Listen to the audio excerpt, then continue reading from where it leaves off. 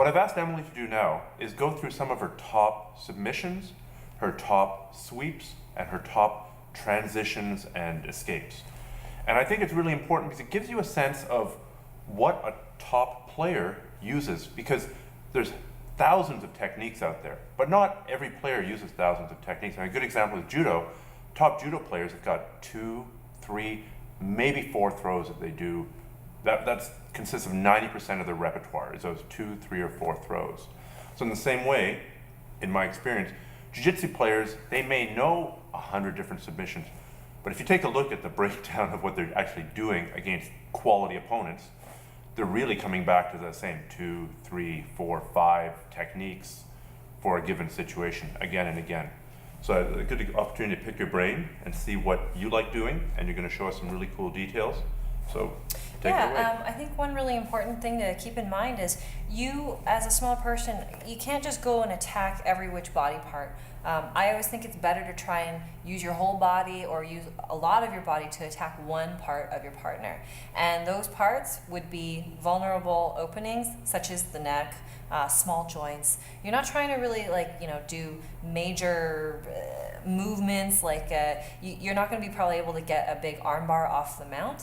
It's going to be difficult to do because a lot of the times, I remember one time I tried to arm bar a guy from the mount who's an MMA fighter, and by the time I dropped my body over, his bicep was bulging and he was resisting me like this, and I was just hanging off his arm. And it didn't make me feel good because it was like, damn it, I know this technique and I do it really well, but I do it really well against people that are closer to my size. So you want to think about picking out techniques that are going to be effective against people of any size and making those your sort of high attack ratios, right? Like you want to use those attacks more than everything else, because the more you practice it, the more possibility you have of actually executing it.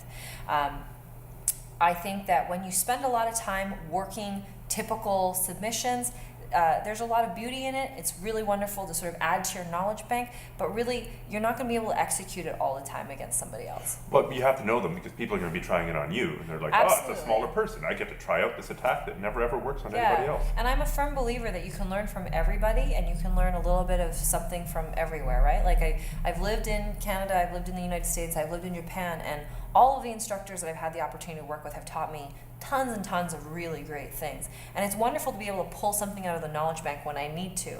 But when I think about what I actually use a lot of, it hasn't changed that much over the years.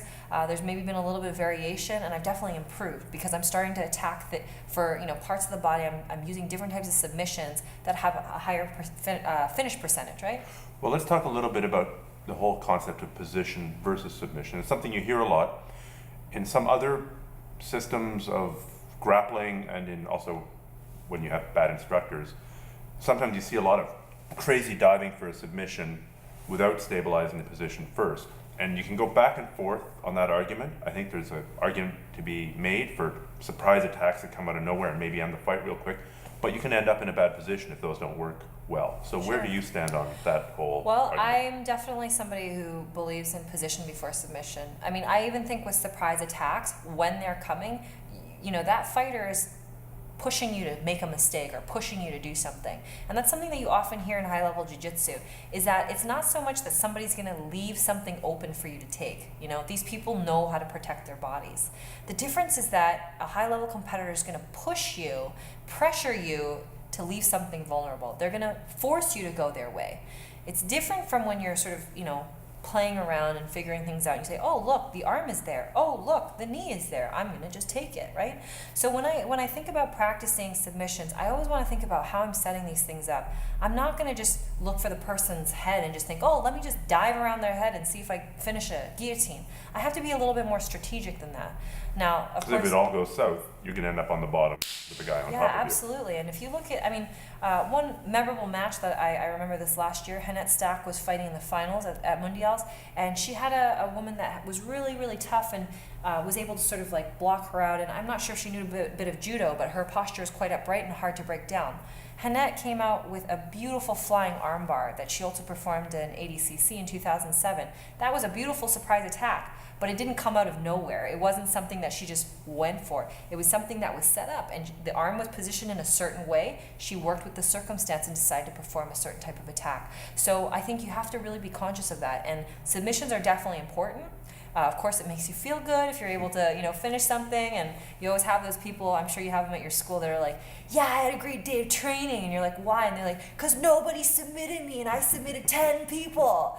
So, you get clowns like that, which is funny, and definitely, you do want to be able to know how to submit somebody. It is sort of the ultimate goal, right? But don't neglect everything that comes before it. It's equally, if not more important. True. That being said, submissions are important, I think, for the martial arts aspect of training, because in a street fight or in a self-defense situation, yeah, there's certainly an advantage to being able to control somebody and knee mount for 5 minutes till the cops get there. But you're not always going to have the luxury of time. So if you could break an arm or put somebody asleep, even better if you attack the neck, it's pretty hard for them to do you damage if they're snoring on the pavement. That's true. But again, there's a lot of risk associated with that, and depending on what type of scenario you're in, you may be a little bit more conservative or you may be a little bit more aggressive, right? Definitely when you're down for the count, you have 30 seconds left and you got to just do something, man, that's not the time to be trying to score points or get an extra punch in the face. You got to just go for it. Well, let's see your top 5 submissions. Sure.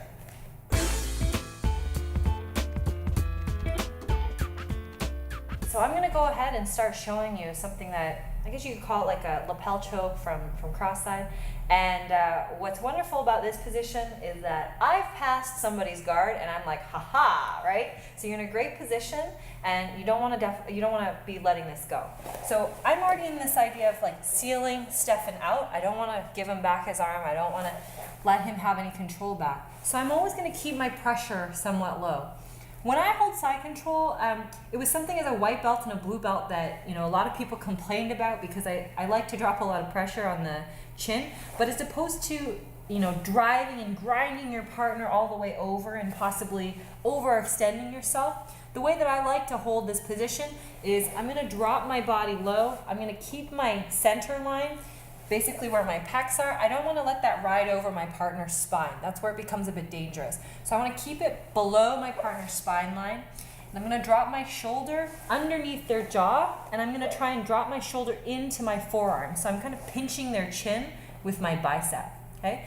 From here, what's interesting is that I have use of this hand. I have control of Stephan's head, but I can use this hand. If you get overcommitted here and overzealous and you're just head and arm control, guess what? You've controlled your own arms as well. Now you can't do anything, right? So pinch the arm together. Sometimes if you want to add some pressure, you can drop your outside leg back, okay? So this just keeps everything really tight. From here, I want to use my outside hand to go ahead and open up my own lapel. If your partner is able to start making a frame, great. Doesn't really matter for how you're going to apply this choke. What I'm going to think about doing here is, now that I've grabbed my own lapel, I'm going to stretch it out and start to maybe reach for my partner's leg a little bit. This makes Stephan maybe think that I'm going to go for a mount or I'm going to do something with regards to his legs. I want him to think this because what I actually want to ultimately do is pull my lapel through and pass it off to my hand that's underneath his head. Once it's passed off, I want to get a very tight grip. And as you can see, the lapel should be directly underneath his jawline, attacking the soft part of his neck. From here, what I'm going to do is I'm going to take my outside hand and I'm going to trap his hip, and I'm going to start walking my body around. Once I get to more of a north-south position, I'm then going to push my head into his chest, and then I'm going to pike up onto my toes. So my hips are going to come up to the ceiling. I'm going to continue to drop pressure with my head and walk my body around until I can put my knee on his forehead, post my leg out, and tap. It kind of feels like you're going to pop your partner's head off their body. It does. But it's a really empowering feeling, right? So I like it. So we're in cross-side again, right? I'm going to go ahead and think about opening out my lapel, grabbing on my partner's knee, drop some pressure onto them, okay? So I've sprawled myself out. Stephan's feeling it now, so he puts a frame in place. I'm gonna drive my lapel through and pass it off. Guys, with this grip, it's a thumb forward grip, okay? So I'm not twisting my hand out this way. My thumb is facing towards me. I'm gonna pull it tight and taut. I'm gonna start circling my hips toward the north-south. I'm gonna rest my head, pike up, and start walking around. Drop the knee in front of the forehead, post the leg out, and finish. One of my favorite submissions to use. I hope you're gonna like it too.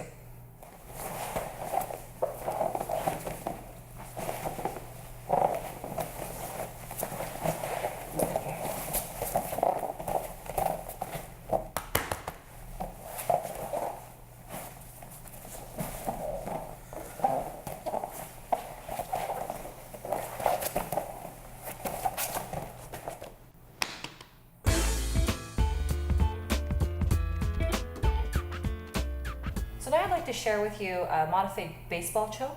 The modified baseball choke, I call it the modified baseball choke because when I first learned this submission, it was performed a little differently than how I do it now. I've used it since I was a blue belt, many times in competition, a lot in training. It's something that's really great because once you get into this dominant position where you're in cross side, you can pop up onto knee and belly and really make use of it, make use of your body and all your leverage, right? So from this position, again, we're gonna start off with a really tight control. I like to maybe tuck my thumb in behind my partner's lapel when I get into cross side. So as opposed to just having the hand here, I'm gonna go ahead and tuck the thumb on the inside. So this is already starting to set up my hand positioning. When I get my partner irritated enough, I'll take my hand on the opposite hip, and from here, I'll just pop up really quickly to hold a knee on belly. Now when I go knee on belly, there's two different ways that I'll try to hold it. One is I'll surf their belly, okay?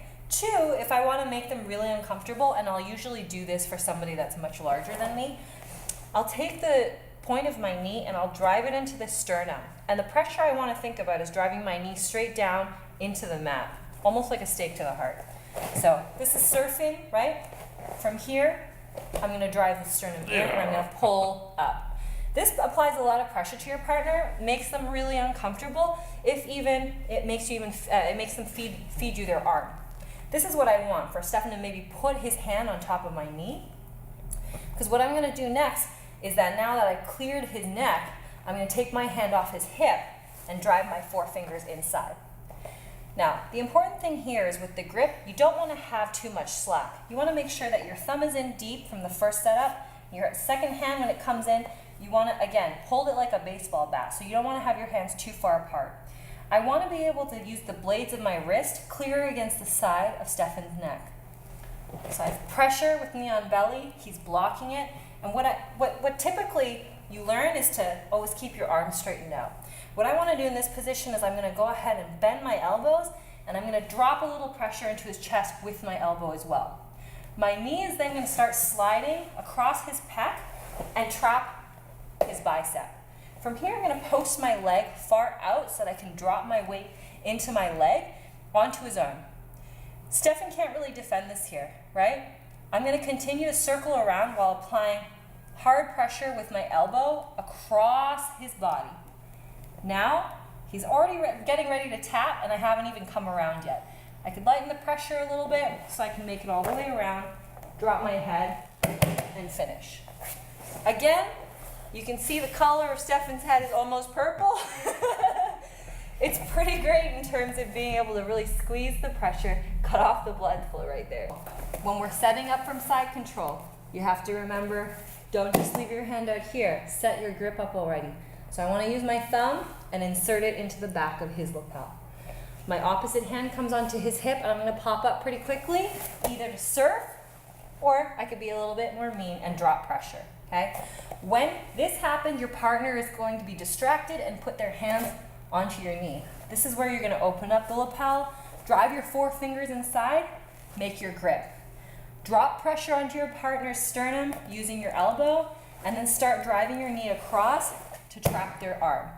Post your leg out, continue to drive your elbow across to their opposite shoulder, all the way around to finish. Yay.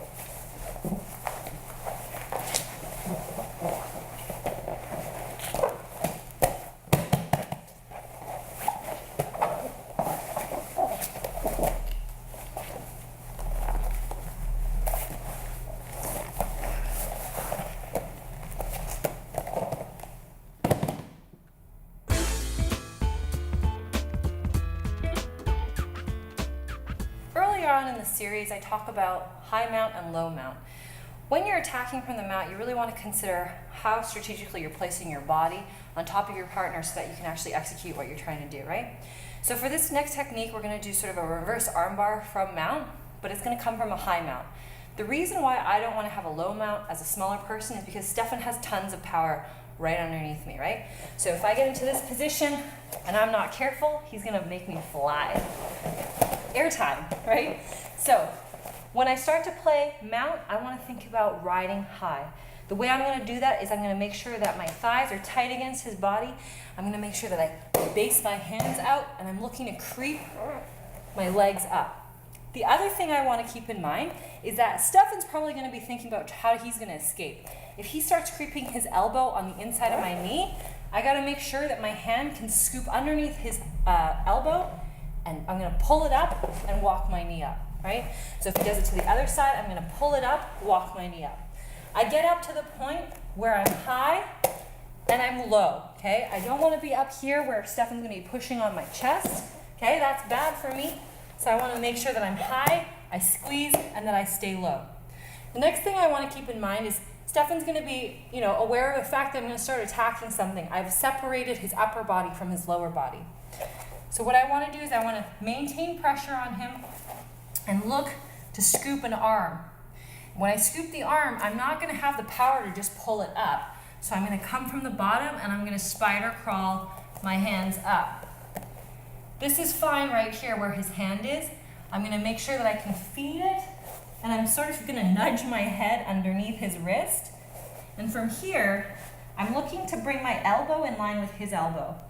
Then I'm going to lock my hands together like around my bicep, drop my head to the floor, and the pressure I'm applying is that I'm trying to straighten his arm by walking my head out. And then as I drop my head down low, I'm going to pull inside. So if you can see, what I've done is I've completely isolated one part of Stephan's body. From a different angle, got to be careful of the mount, so I'm going to make sure I stay low and I creep up. Okay? The other thing you can do is also make note of how I'm applying pressure to the top of Stephan's head.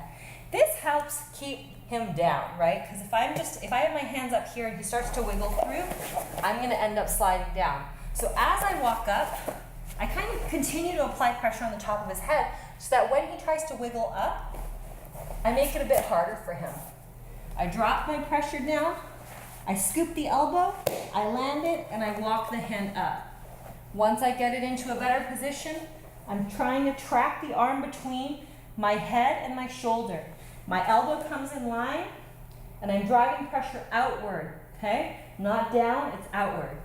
Once I've locked the arm out, I'm looking to drop my head down, and then I squeeze in.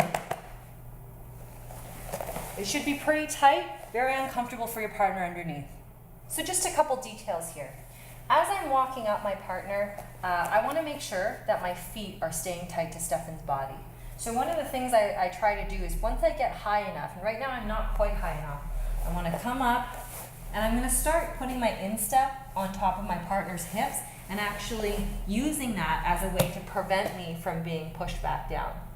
So instead of just leaving your feet relaxed, as you start to climb your body up, place your feet on your partner's hips, on their rib cage, and you can actually use that to help keep your knees in tight and to also push your body forward, not backward. The other thing I just want to go over quickly is also the arm positioning when you're finishing the submission. It can be a little difficult or confusing if you've never seen it before and you don't know what angles you're playing. So once I scoop the arm up and I'm down here, this is what I want you guys to take note of.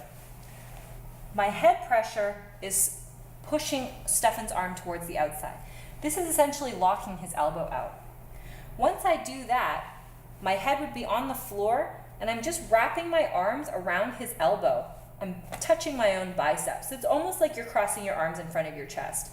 From here, you're gonna pull the arm like you're giving yourself a big hug, and then you're pushing it out to the side, right? And even from this angle, it's really uncomfortable. And it's because I've pushed his arm in here, and I'm also pushing his arm out.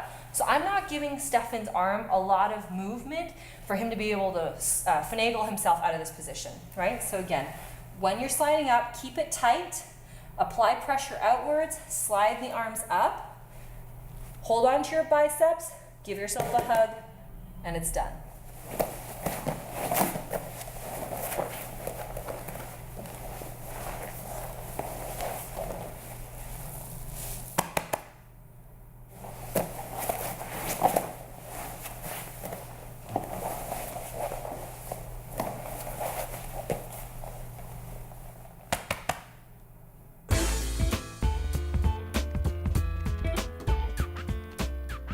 When you find yourself in the position of the mount, this is another way that you can think about finishing your partner that, again, is using your whole body to apply pressure to smaller parts of them, right? So Stephan here, when I'm on top of him, he's already looking to escape. And as he's doing that, one of the things that commonly is done is he'll start to turn to his side, okay? So I'm gonna go ahead and let him start turning to his side, because what I wanna do is I wanna have him expose the side of his back. Once he gets here, I'm gonna take both hands onto his arm and I'm gonna push it forward. When I push it forward, I'm gonna drop my chest behind his shoulder blade. Once I've dropped my chest behind his shoulder blade, I have my other hand out here posted to help give me a little bit of strength to push into him. As I do this, I'm gonna sneak my hand inside and open up his lapel, and I'm gonna continue to drive forward. The hand's gonna sneak around underneath Stephan's head, and I'm gonna turn the lapel towards my hand. The important thing is here, guys, I'm not just going for a straight grab. I'm actually gonna turn the lapel towards him, towards my opposite hand, so that my thumb feeds in and the fat part of the lapel rests on the palm of my hand. My fingers will curl behind the lapel. This makes for an infinitely tighter grip. Once I get here, I'm just looking to pull up my elbow in towards me a little bit, and then I'm gonna start sneaking my body up. Move my leg up. Don't leave your elbow hanging out, so you gotta pull it all in. And then from here, I'm gonna grab onto his knee. If you can only grab the fabric, that's fine, but ideally you wanna be able to underhook the leg. From here, you can see my foot is posted on the ground. Stephan's slowly starting to turn pink. I'm gonna roll him over, and then I'm gonna sit my leg out and sit back. I'm not going to talk to a girl. From here, I'm gonna slowly pull my elbow in, and finish. A lot of it's in the grip, guys. Everything else is great, but that small detail in the grip is gonna make for a much tighter choke. From a different angle, if you were to do this, let's just look at the grip again. So I'm here, I want my partner to start escaping. I'm gonna let him move. So if you notice, I actually let him bounce me up, and I followed his body movement so that I could actually get my knee off the ground and tuck my foot in. From here, grab onto the arm, drive it across, and apply pressure onto the shoulder blade with your whole body. I'm posting my hand out so that I can continue to drive into him. From here, I'm gonna open up the lapel, reach around and underneath, and again, turn the lapel towards my hand, insert the thumb, 4 fingers behind. So the fat part of the lapel is on the palm. From here, I'm gonna sneak my body up, reach behind here for the knee, underhook it if I can, sit up, sit back, and wait for my partner to tap. This bow and arrow also works from the position of taking the back. If you have a failed sliding collar choke, you can also just turn into this one. It looks like this. So Stephan is here. I went in for my sliding collar choke, isn't really working. So what I want to think about here is, again, taking the time to set up this grip. So open the lapel up, turn it in, drive your hand really deep. Then from here, if I can't finish this, I ripped my hand off, that's fine. I'm gonna go ahead and use this momentum to pull his body towards my elbow, and I'm gonna grab his knee as I come here. From here, I'm gonna go ahead and sit my body out and finish. That changing grip makes such a difference. That's something I didn't know before. I'm kind of loath to share this technique because that's awesome. Yeah, it's a great little detail. And again, this is something else that I learned very recently. I've been using it for the last year or two, and I find that it's made my chokes 10 times more successful. Just out of interest, what do you say to the people who don't want to learn any lapel-based chokes? I always find it a bit funny because if you're defending yourself in a Speedo, you've probably done something wrong getting into that in a self-defense context. You've probably done something wrong before that point. Yeah, well, I mean, the people that I often hear that argument from, I don't want to learn lapel chokes, tend to be a lot of people that do MMA or submission grappling. You can take that side and say, well, I only want to learn the types of submissions that you can do in both. But if you have it, why not make use of it, right? Most people walk around with shirts or coats or other things on their body. Why not take it and do something with it? I don't think that learning something extra is going to be bad for you. I'm not sure if these people have another reason why they're choosing not to learn a lapel choke, but I certainly think they're very useful, especially, again, if you're a smaller person. Getting a piece of fabric between your neck is going to be much easier than me getting my arm or my leg somewhere, right? So it just makes for a much tighter submission. I think some of it, quite frankly, probably comes down to ego. People don't want to, they know what they know. And I'm all for concentrating and specializing on what you want to do. If you want to fight MMA, you should go no-gi 95% of the time, probably. There's arguments about that either way, but when people make the transition from no-gi to gi, all of a sudden they start complaining about, oh, I was so wrapped up and so tangled up, and they're taken back to almost a beginner level again. Wouldn't it be better if that happens to you in a class context of occasionally, once a month, rolling with a gi and having one or two chokes that work with the gi, as opposed to your first experience having that jean jacket or that windbreaker wrapped around your neck by somebody in a scrap. Yeah, and I think ultimately having use of the gi and knowing how to utilize it makes your game a lot tighter. I think no gi is essential as well. It makes you a little bit faster, more athletic, Both things add to having a really complete game. So I see a lot of benefits to training gi chokes, gi jiu-jitsu, and a lot of benefits to training no gi submissions and no gi jiu-jitsu. It's pretty hard to argue with Marcelo Garcia.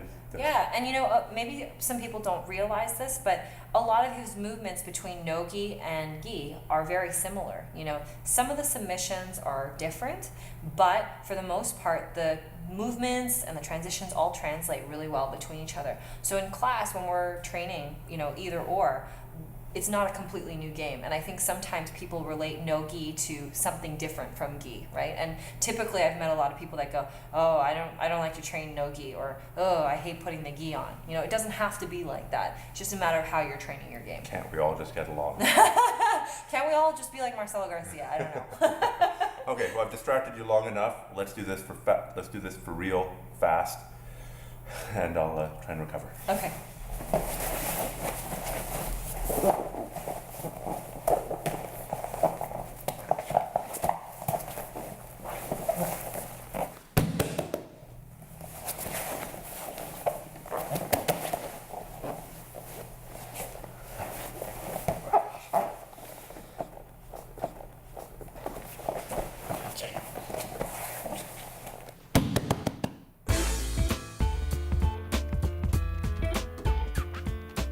A submission that I like to use primarily to my right side is a north-south setup. Now, I talked about this a little bit before, about the fact that I don't like to do everything to both sides. This has worked really well for me, and I've trained it really well on my right side, so hopefully none of the competitors that I fight against are watching this. But Burn the DVD immediately. so from here, we are going to look at, again, sort of a scenario where I'm going to be trapping my partner's body using heavier parts of mine. So when I think about setting up the north-south, I want to think about isolating the head and isolating parts of his arm, right? I don't want his arms getting in the way. So one of the first things that I always like to do is I'll come here and I'm going to do sort of a modified knee on belly or pop-up scenario where I'm going to bring my knee that's closest to Stephan's head and I'm going to actually trap it on top of his bicep. What this does is it kind of limits his movement. He's already thinking, well, wait a second, I can't move my arm, right? And it leaves his wrist very vulnerable. That's when I'm going to take my outside arm and I'm going to trap his wrist to his body. Once I trap his wrist to his body, that leaves this whole side of his head clear for me to attack. Once it's clear, I'm looking for his head to be raised up. I'm gonna dive this hand underneath and I'm gonna lay my ribs across his face.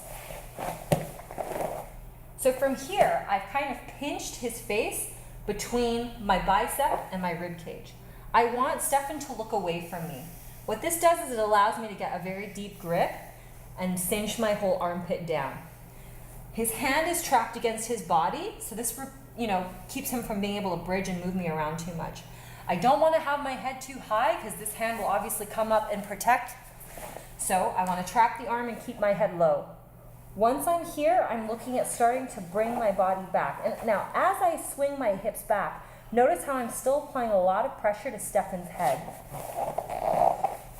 Now I rotate my body down, and I'm thinking about trying to hang his chin on my armpit, if you will, right?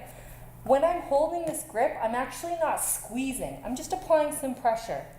Hand is still trapping this arm as I push my body back. Okay? As I continue to push my body back, I want to get to the point where I feel pretty deep, still not squeezing. My hand's now going to come off of his wrist and make a grip with my other hand. My elbow is going to be tucked in close to the floor, and then I'm going to slide back even more, drop my head.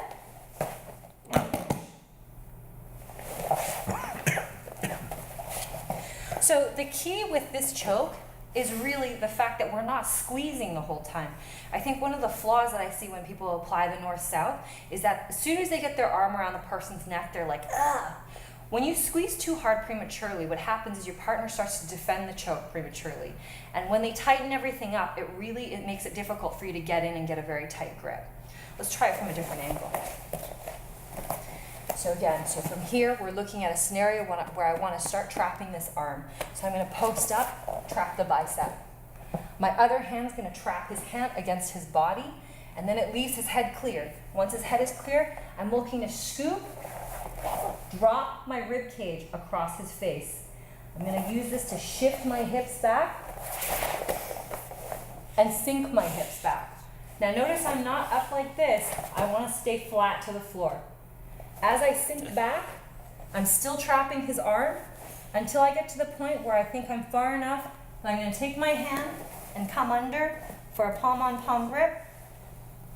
I'm not posting my elbow out, I'm tucking my elbow in. And then I drop back a little bit more, relax, and squeeze. Just want to review a couple details that are really important to keep in mind. This position here where I'm going to drop my knee on the bicep, super important because I'm using a really strong part of my body against something that's going to be not as strong on Stephan's body. I once had a boyfriend who I started doing this with because I think it was just something that I made up one day. And I started trapping his bicep and he was like, wait a second. He's like, what are you doing? And I was like, I'm trapping your bicep. He's like, why are you doing that? And I was like, because it's good, I think it works. And he's like, I don't like it. And I said, well, is it illegal? And he goes, I don't know. And I said, well, then I'm just gonna keep using it. So it's a great move for guys that are bigger than you because you're able to sort of limit a lot of their movement here, whether you're trying to maintain side control, go to mount, whatever it is that you're trying to do. I really like it because it keeps their arm in place, right? So remember, you wanna drop some pressure down there to make his hand sort of pop up so that you can trap it close to the body. The next thing that you really need to think about is applying this pressure elicits the response from Stephan where he's going to bridge his head up. You need that space in order to dive under. Now if you notice, Stephan's face is turned towards me. The whole purpose here is I need to use this rib cage to make sure that his face turns the opposite way. If Stephan turns his face towards me, I'm not going to be able to finish the choke. So if this happens, roll your hip back towards you and then you're gonna roll it the opposite direction. So think about you're like a tractor trailer and you're just gonna roll your rib cage over your partner's face. Their face will turn or their face will break. All right, the last detail that we wanna look at here is after I've trapped my partner's arm and I'm starting to roll my body back, watch how flat I am to the ground. I'm not giving myself any room by lifting my knee or keeping my head up or keeping my elbow posted out. I want to almost like lay like a puddle of water on the floor. So you got to relax your body, let it settle in, wiggle back. When I'm setting up the finish for this choke, my entry with my arm has my palm facing up towards me. This allows me to really pull in my bicep and stay tight to my partner. Once I start to move my body back to get ready to finish the choke, My palm goes from facing up to facing down. My outside hand is now going to go palm up, face towards me, and I'm going to go palm to palm grip. So my bottom hand is up, my top hand is facing down. I go palm to palm grip with no fingers. I lay flat, close to the floor, and squeeze. I tried to do it for years the incorrect way. Like, I'm pretty big, I'll just get it and I'll squeeze and I'll squeeze and I'll squeeze. I couldn't even get it on people that were smaller than me, leave alone people my size. Yeah. And since I started incorporating some of the details that you're talking about here, sliding back, making sure the face is turned, hooking the chin on the back of the armpit, and then sliding back, and not squeezing until you've basically extended their neck, and taking their arms out of play, then it's really started working for me. So, from the bottom of my heart, I can vouch that this technique works on all, and I wasn't faking those taps. Those were real taps. And it's also a great technique to use gi or no gi, Sure. right? You can practice it in both. And again, some people will be like, oh, well, the gi is so bulky, I can't finish the choke. If you have a really clear entry and you set it up properly, it's always going to be there for you. But again, you want to take your time with this. You can't rush it. I like to tell people maybe like a 60 to 40% ratio when you get the arm in place. You want to apply about 60% pressure, not 100%. You want to apply 100% when you're really flat, low to the ground, and you're actually ready to finish the choke.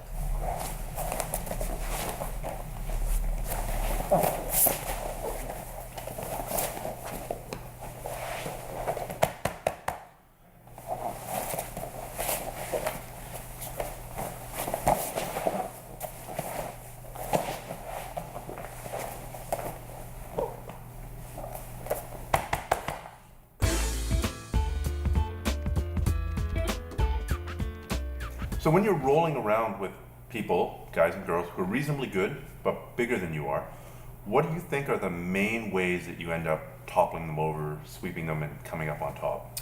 Usually I like to try and set things up where there's multiple attacks, right? So often I do something once, it's not enough to really make anything happen. It's enough to get a little bit of a reaction. So I like to set things up more as a bait entry so that I can get really underneath somebody and execute something a little bit more spectacular, right? So everything is usually paired in movements of 2 or 3. The other thing I always try to do is really use that butt scooting motion to get under someone, and the element of surprise. Anything that is quick, explosive, again, like that's come up thematically many times in different parts of the DVD, and I think that's something that's really important. If you do something that your partner can read in terms of your actions, that's usually where they're going to stall you out, particularly somebody that's bigger or stronger than you. But if you add a little bit of an element of surprise, some quickness, it causes them to have to sort of flounder, find their footing again, and that's usually when I take the fumble.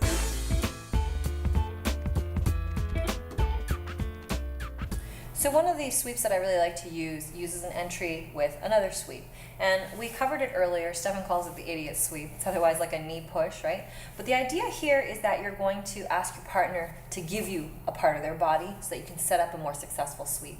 So from here, whenever I set up an open seated guard, my partner's already looking to pass. What I want to remember is that Stephan's going to be moving around trying to find a way to penetrate this area of my guard. And what I want to be doing is I want to be coming in and thinking about how I'm going to trap his feet. I want to make Stephan conscious of me, maybe making him trip. A lot of the times what's going to happen is I'm going to come in and they know I'm going for a knee push. So as soon as I come in for the hooks, he's going to step 1 foot back. That's great, because now what it's done is it's left this leg open, and when I come here, I'm going to do another butt scoop, get my hips in deep, come up, and I've now set up the single leg. Once I'm here for the single leg, I'm going to use that unbalancing motion and finish. If you notice, a lot of this sweep, the main thematic element here is I'm unbalancing my partner all the time. I'm asking them to put their weight on one side over the other side, and that's how I'm using my own body to get underneath them and send them over. Let's look at that one more time from a different angle. So Stephan's trying to come in my guard. I'm going to scoot forward. He's going to step back. This leaves the leg open. So you can either come in with the same entry where we trap the ankle, or we're just going to butt scoot really deep and come up underneath your partner. Once you're here, you're going to unbalance them. If you need to, trap the ankle, send them over, and you're on top. What I really like about this set is that I'm going from one position where I'm in front of my partner, I'm asking my partner to start actively moving their feet back, right? That gives me the opportunity, the opening to get underneath. A lot of the times what happens with sweeps against larger, maybe more physically demanding opponents is that they already can read your action, they know what's going to be happening, so they're not going to give you an opening, they're not going to give you the opportunity to come in. This one, you're forcing them to give you an opening, because if they don't, you're going to sweep them with the first one, right? And that's the other element, is that you may come in and you're going to do the knee push and you're going to get it right off the bat.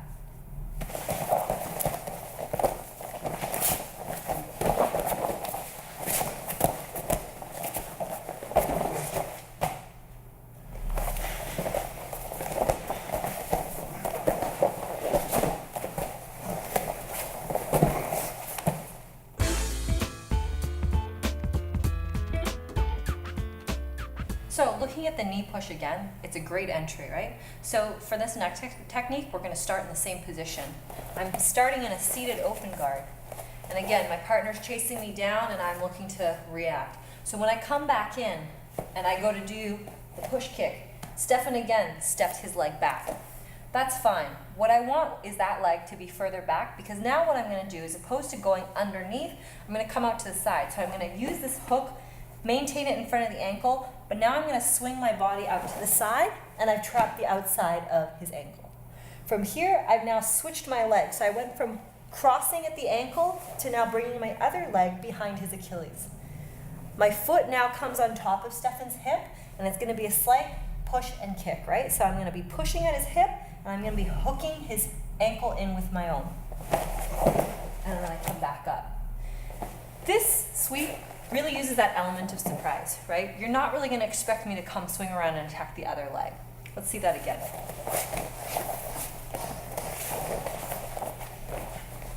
So Stephan's in front of me, he's coming, chasing me back. I'm going to come in and I'm going to hook.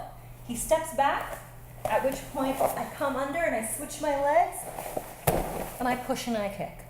Some people like having the foot in the hip this way when they do that sickle sweep. Other people go more of a side kick. Do you have a preference? I personally like to always have the toes pointed out. I like to attack this hip. There's nothing wrong with attacking this hip if you like as well. It's just a matter of preference. I think the really important point with this particular sweep is, again, using that explosiveness and getting a little bit of airtime if you can from your partner. So however you're going to catch them off guard, you're going to want to, jump into it as quickly as you can. Okay, thank you.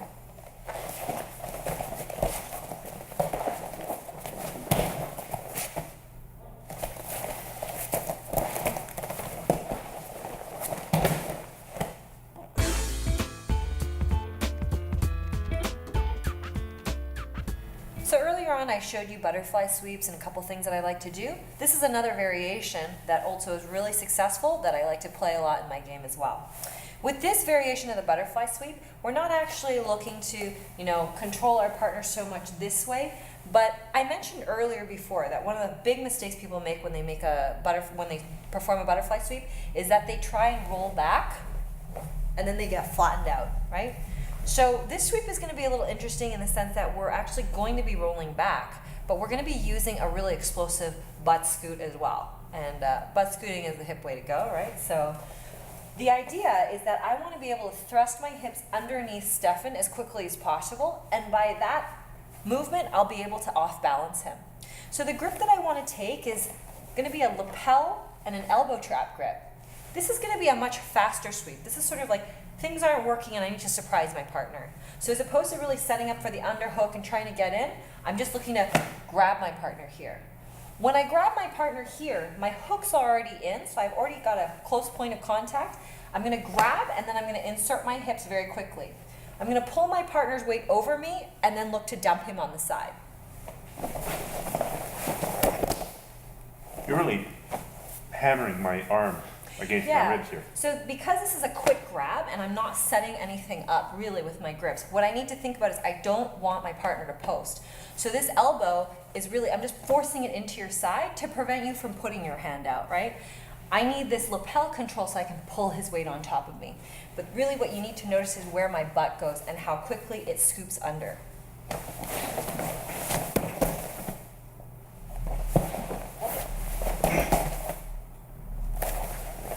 So So you may be thinking, with a larger frame person, how are you going to be able to bear all that weight on top of you? If you notice, when I scoot under, I don't spend a lot of time holding Stephan above me. I scoot and I turn. So keep that timing in mind as you're trying to perform the sweep, that the grab has to be quick. You got to trap that elbow from being able to post, and when you scoot, you got to scoop and turn. You can't hold that weight on top of you. Once you have me up, are you doing anything with your feet, or you just continue lifting with one side? Well, once I scoop you up, the idea is I'm here, and then it's really this motion right here, right? So it's still that same concept of turning the bus wheel or driving. I need to have everything moving in that direction. I've isolated one side of your body, and I have you already mid-air. And if you did this slow, it'd be a disaster. Yes, this is something you can't perform slowly, and it's something that you can't second guess. You can't be in a position here where you're like, okay, I got the grip. Oh, okay, didn't work. You just got to go for it. So it's very instinctual. I've had a lot of discussion with people about this idea that, people that are able to perform things really well, they usually don't think so much about what's going on. They just have to grab and go. So that's the idea here, is you're just going to manhandle your partner. You're going to grab them and then sweep them. So some of you may be wondering, in terms of the motion that I'm using with this butt scoot, where exactly the dynamic's coming from, because in the warm-up drills, I'm using a motion where I'm using my fists or my hands planted on the mat. In this situation, you got to remember your hands have to be anchored to something, okay? So it's actually going to be dual motion. It's going to be my heels and my butt in addition to my hands and my butt. So if my hands are not on the floor, anchored here to help pull me forward, my heels are posted on the floor, and I'm going to use that to pull my butt forward, right? But I'm also pushing off with my hands. In this sweep, I'm going to be grabbing his lapel and his sleeve. So when I'm grabbing here, I'm using my heels and my grips to help pull my body forward. That's the motion that I want. So I want to grab and pull myself in, right? You're pulling me forward, but you're also pulling yourself up off the ground a bit to lighten the weight on your butt. Right. So it's not sliding, it's hopping. And again, it's sort of like the theme that's come up many times before is we're using motion in two different ways. It's not just going one way. You want to be able to counteract, right? So you're here, and you're over.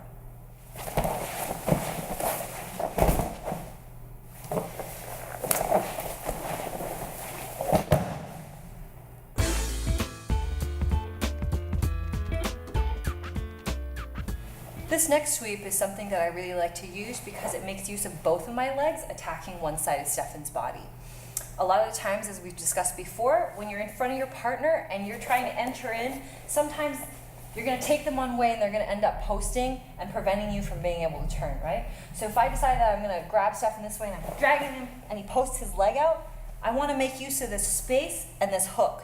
So right here, what I'm going to do is I'm going to use my feet. I'm going to dig my heels into the floor, dive under, and trap, okay? So now his hamstrings are lying over my shin. My outside hand is going to be grabbing the outside of his ankle, and my other arm has an underhook. The idea here is I don't want to let Stephan put too much weight on this foot. If he puts too much weight on this foot, I won't be able to move him. So ideally, I'm going to grab the sort of the back of his skirt jacket. I want to try and shift his weight over so that he's heavy on his knee. What's really nice about this is I can use my two legs, the most powerful part of my body. I can use them right here to sort of keep him off balance. Then I want to swing up and swing back.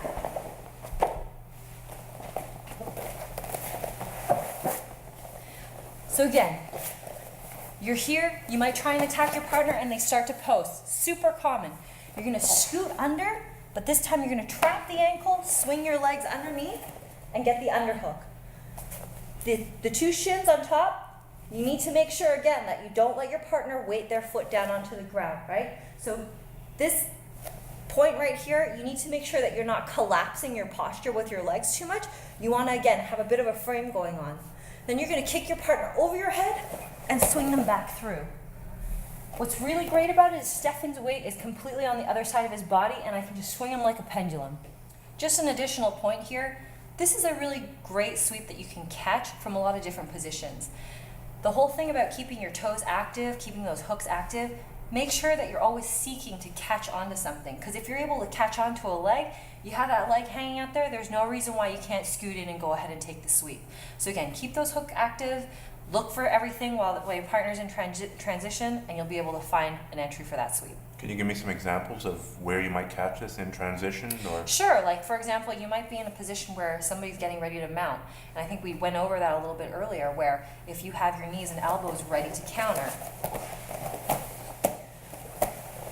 Right, so I'm here, but I'm already looking to get this right in. Now, once I have this shin in, of course, Stephan's in a different body pattern right here, so he's posted out. What I need to think about doing is I need to get my second shin in, so I'm going to lift this one up and tuck the other leg in, right? But there may be many situations where maybe even somebody's coming out of half guard. They're doing a lot of different things where you're able to catch one leg. So when you're able to catch it, maintain it with that hook, lift it, insert the second one if you like, and go ahead and finish it.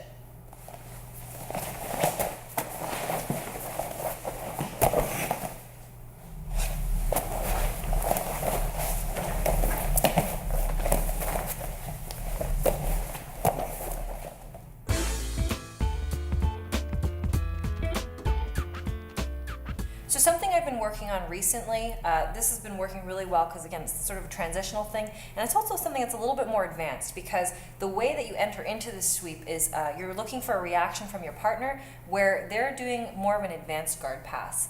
Some of you may be familiar with the backstep pass, or it may be called something else for a lot of you, but the idea here is that as opposed to your partner using forward momentum with their body, they're actually going to turn their backside towards you. It looks a little bit like this. I have Stephan standing up, ready to pass. But what he's essentially going to do is he's going to enter in by using his other leg. And instead of him coming forward on me, he's actually going to turn his back and his body towards you. So this is often used as a way for a lot of advanced practitioners to back out of the guard, if you will. Now the key thing that you want to remember here when you're on the bottom is you don't want to let your partner isolate your arms out here, apply top body pressure, because now I can't make a frame at all, right? So the idea here is I need to be able to, again, bring my elbows in, make a frame, and prevent my partner from dropping tons of pressure on me.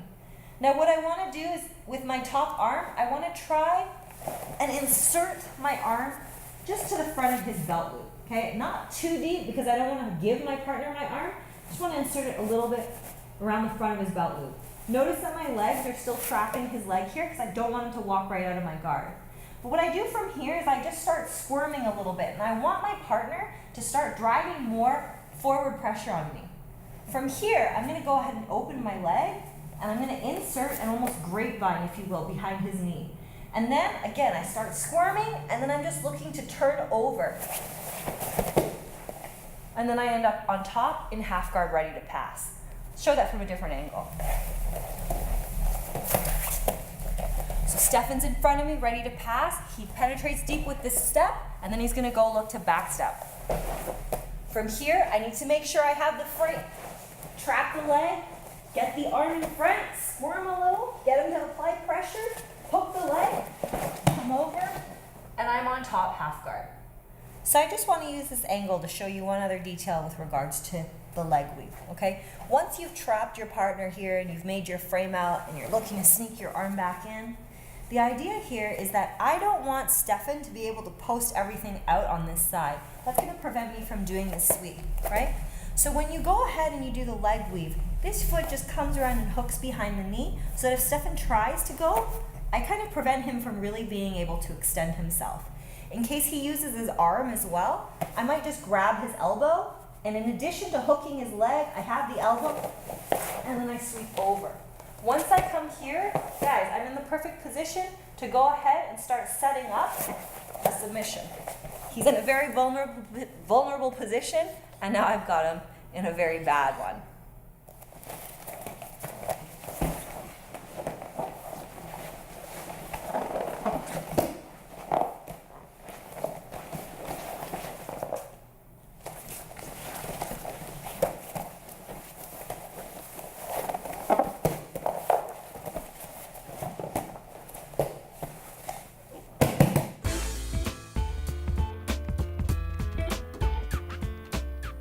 So if you've been listening to Emily, one of the key points for a lighter, weaker player is to move and escape in the transition. It's before you get completely smushed, before you get locked down and the person can apply all their weight. So I've asked Emily to talk about her 5 top escapes or escapes in transition or transitions that you use, just to really drive home the importance of moving in the transition as opposed to moving at the beginning of a move or the end of a move. So Right. I think we have to be sensitive to all the space in between, right? And one of the things that I've also sort of picked up on is this idea of not accepting what your partner gives you. Once you accept that you're in the half guard, once you accept that you're underneath someone, that's where you're already in a very defensive mode. So as you're moving through different transitions, you want to be thinking about, where else can I go? Don't accept what they're giving you, but think about, they're giving me this, where can I go from here, right? Because then it doesn't sort of lead you with a blunt end to your thought or where your position's going to be at. So when I think about, somebody inside of my closed guard, do I like playing from here? Am I just inside the closed guard? Are they just going to stay here? No, I want to think about how I want to perform. I want to perform with an open seated guard. I want to perform this sweep. So I'm looking to see for a good opening so that I can set all of that up. Same thing with escapes. When somebody's starting to pass, when somebody's starting to take my back, I don't want to be thinking about how am I going to escape out of this position. I'm going to think about, they're going into this position, I got to save myself from getting there. I need to get back on top. I need to be in a better position.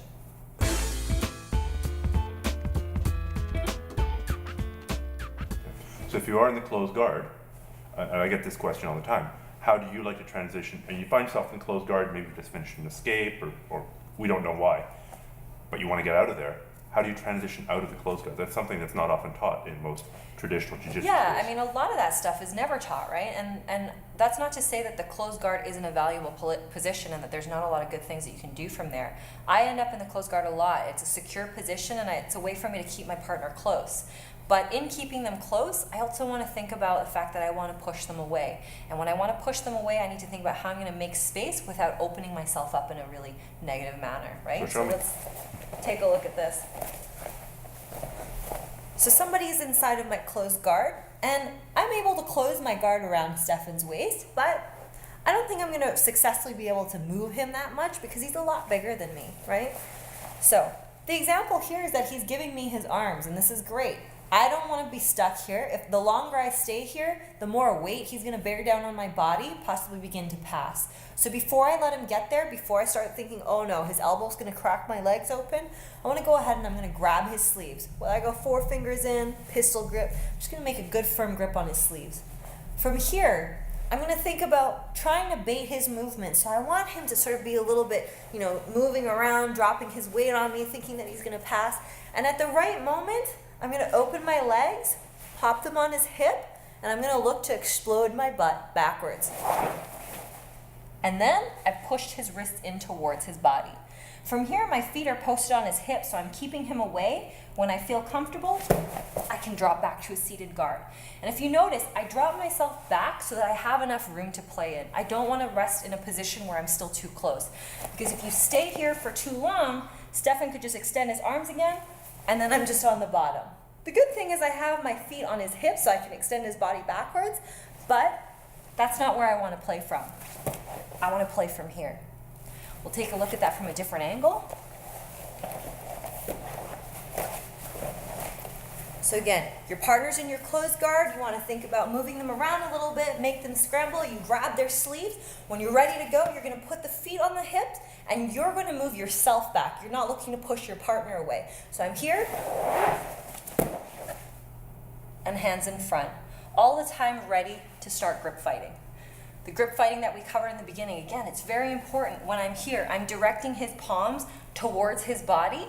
I'm not letting his palms and his fists come towards me. So as long as I control this wrist movement, Stephan's going to start moving towards me in a really awkward manner. Look at how much his body starts shifting towards me because I've trapped his wrist. This is great. This gives me a great entry so I can get an underhook or start performing some of the sweeps that we've looked at.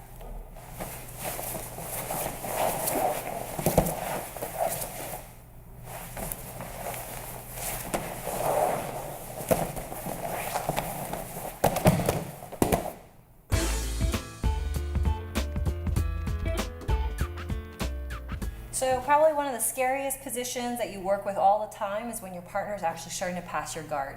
And you've heard me talk a lot about these transitions and how you shouldn't end up on the bottom of your partner. And this is one really effective technique to help you learn how to block and frame your partner out so that they're not able to pin you down. This originates when your partner is standing or they're looking to already pass. It doesn't have to be from the feet, it could be from the knees.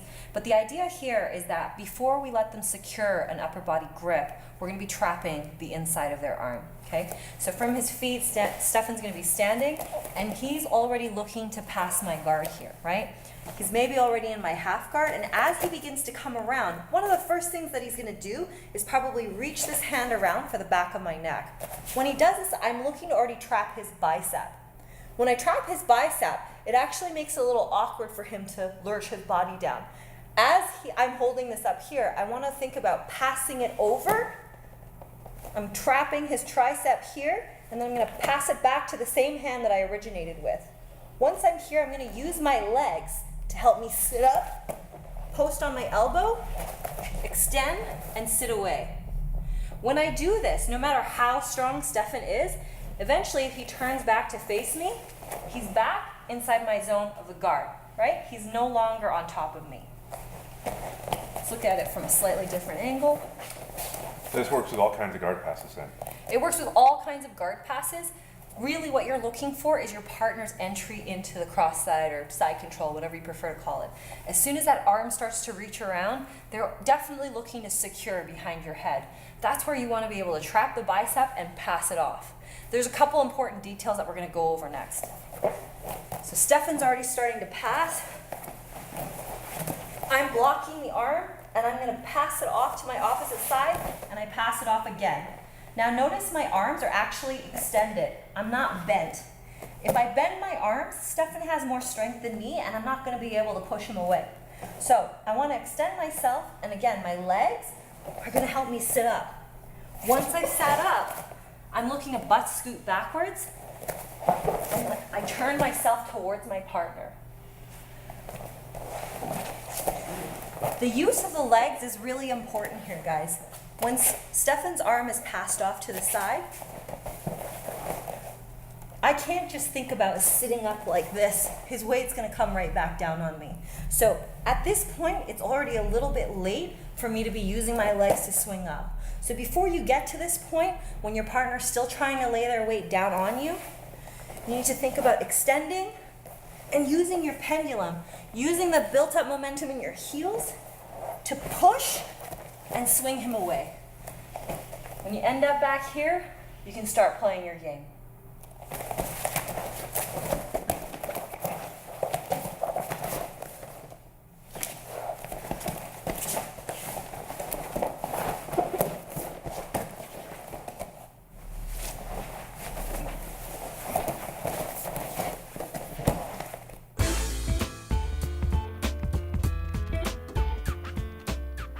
So here's a different transition that you can use with your lower body as opposed to your upper body. Some of you guys have really good guards or you have really long legs, and in order to be able to utilize them, this is a great way that you can start using your hips to explode and push your partner off of you. So from this position, Stephan is still looking to pass my guard. But at this point, he might have actually trapped my arm or my leg, and I'm not able to do the elbow push the way that I wanted to, or a different type of escape. So as he goes to swing past me, I still need to think about framing with whatever I can. And when I frame, I'm going to make sure that he's not able to secure and drop his weight, and I'm going to break and explode my leg up in front of his face. From here, Stephan is presented with a different series of problems. When he thinks about wanting to pass, he's probably going to have to change his grips and move, at which case I'm here, I can push off of him and set up my open seated guard, closed guard, whatever you like to play. Let's look at it from a different angle. Here.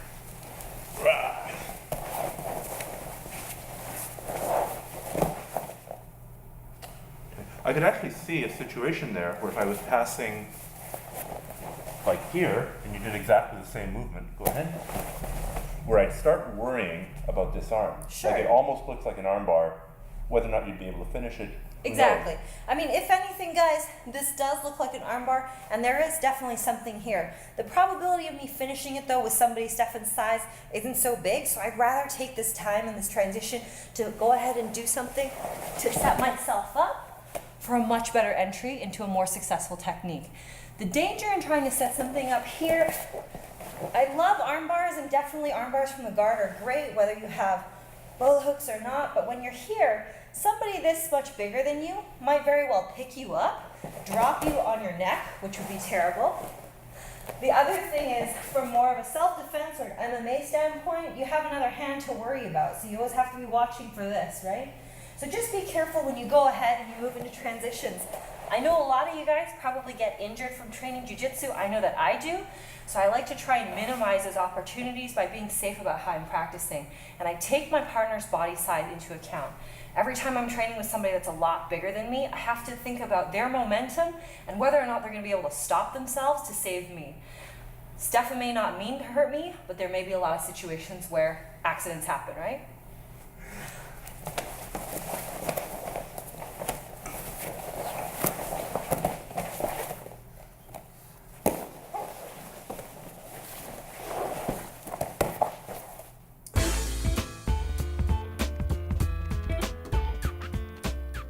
So with this next technique, we're going to look to apply some of the drills that we did in the warm-up section, and we're going to show it sort of in more real live time and why it applies. Sometimes when you're escaping out of situations, you find yourself having to escape multiple times. And what I mean by that is you may go from like a cross-side situation where you're stuck underneath somebody, you get out, but since they're already on top of you, they're going to try and attack you from the top again. What I mean by that is just this right here. So sometimes you find yourself in one bad position, which you're able to get out of, and then you find yourself in another defensive position. So this is really common, and I would find myself in this place a lot. Stephan's looking to already start taking my back, right? So as opposed to just turtling, and for ages I would just turtle up, and although I was a wonderful turtle and nobody could unturtle me, it also meant that I couldn't do anything myself. So in order to break out of this position, what you want to think about is, Stephan's objective is to try and get a seatbelt grip or to try and secure me, right? He's going to ultimately try and take my back. So what I want to do is I want to be able to prevent that by dropping my shoulder and my head down to the mat and sealing off the opportunity for his hand to come in. Once I've done this, if you notice my butt started going up in the air, I want to be able to force his body over, right? So Stephan's going to be trying to wrap his arm around my waist, and I want to start posting and driving my body into him. This hip motion right here, I need this in order to get a little bit of momentum. So I'm going to build up some tension here, and then I'm going to look to explode out, swing my leg over, and I've reguarded.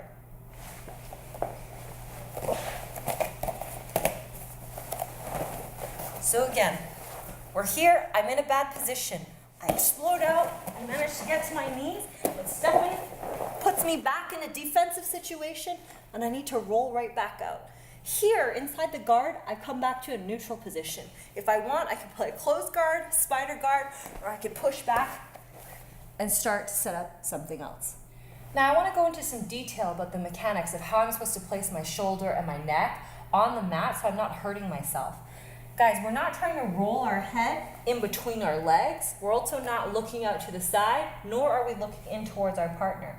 I need to be able to, just like a break fall, place my head and shoulder on the mat so I'm able to roll on a diagonal over my body. So when I'm here and Stephan starts applying pressure, it's actually not hurting my neck. What's happening is my hip's actually taking more of the weight. So my hip is what's going to drive into him, and as he pushes back into me, that's fine, okay? If I have my head here, that's where it's a little bit dangerous because then you're applying a lot of pressure to the base of your head. So remember, you want to be able to put your shoulder and your head on the mat. And again, the pressure should be taken right around your hip. You can be driving in with this post. When you look to roll through, I'm looking to drive my hand through, roll over both my shoulders, and my heel is going to be weighted and kick around.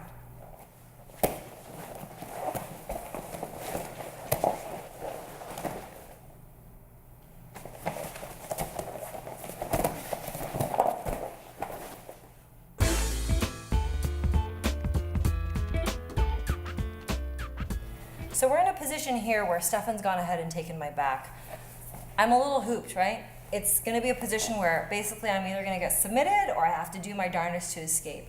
So a lot of the times when you're thinking about fighting off a seatbelt grip or any sort of back control, it's going to be very tough to strip your partner's grips really well. So a lot of the times what I'll do is I'll set my hands up so that they're really primed for when he opens up.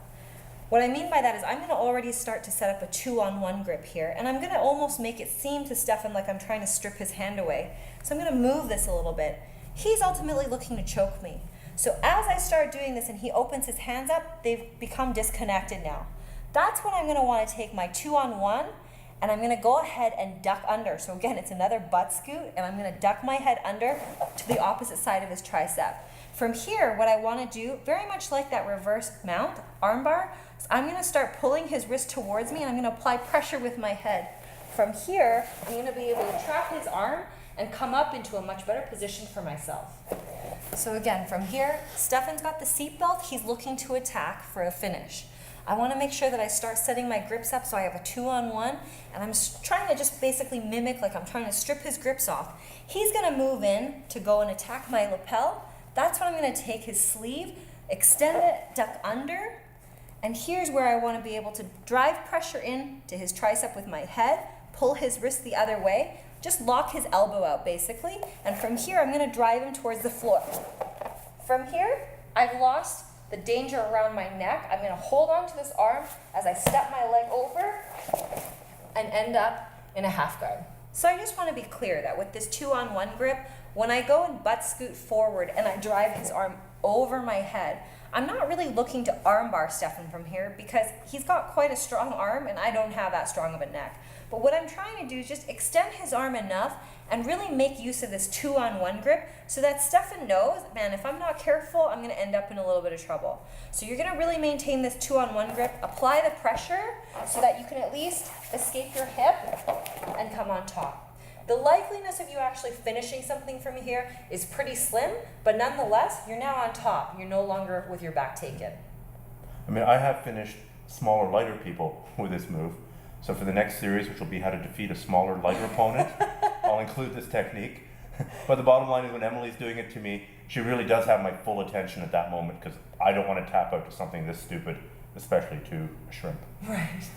So the idea here again is taking that moment where your partner is looking to attack, you're going to intercept it and turn it into something more positive for yourself.